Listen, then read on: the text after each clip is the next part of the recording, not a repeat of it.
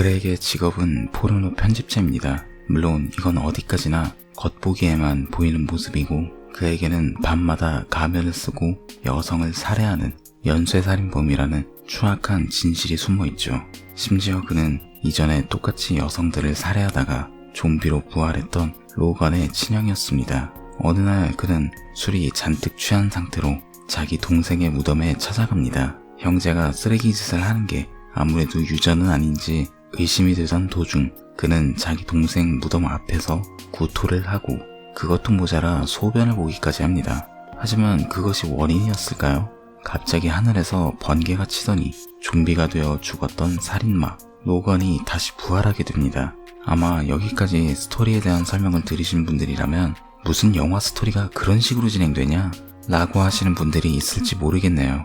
그런데 그것이 실제로 벌어졌습니다. 이 영화는 제가 예전에 리뷰했던 개쓰레기 영화 네크로파일의 후속편입니다. 대체 이런 영화가 어떻게 후속편이 나오나 싶은 생각도 들지만 이 영화에서는 좀비로 부활한 연쇄살인마 그리고 그의 친형이 다시 만난다는 끔찍한 전개로 진행됩니다. 아마도 감독은 삶과 죽음은 언제나 공존할 수밖에 없다는 정말 쓰잘데기 없는 의미를 담아낸 건 아닐까 싶네요.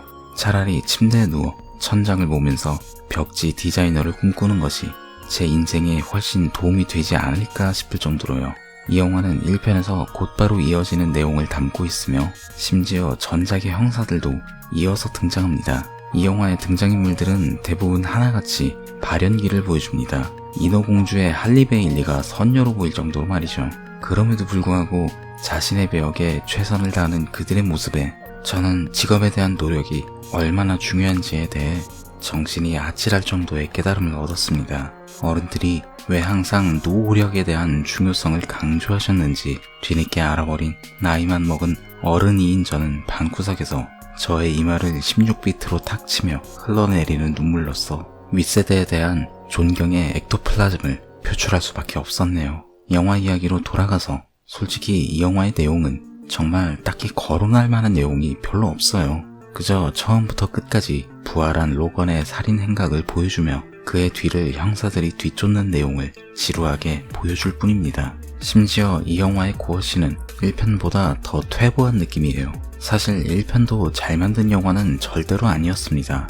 그럼에도 불구하고 그런 영화의 속편이 나온다는 건 분명 어딘가에 이런 영화를 지지하는 사람들이 있다는 것이겠죠. 어쩌면 감독은 자본주의 사회에서 돈만 있다면 얼마든지 이런 산업 폐기물을 만들어낼 수 있다는 것을 자기 스스로를 희생해 보여주려 한 것은 아닐까요? 물론 감독의 사상이 사회주의자인지는 알 수 없지만 왠지 모르게 이 영화를 보면서 저는 감독이 소확행, 즉 소비에트의 확장주의적 행보에 대한 필요성을 역설하는 것은 아닌지 감히 그런 불경한 상상을 할 수밖에 없었습니다.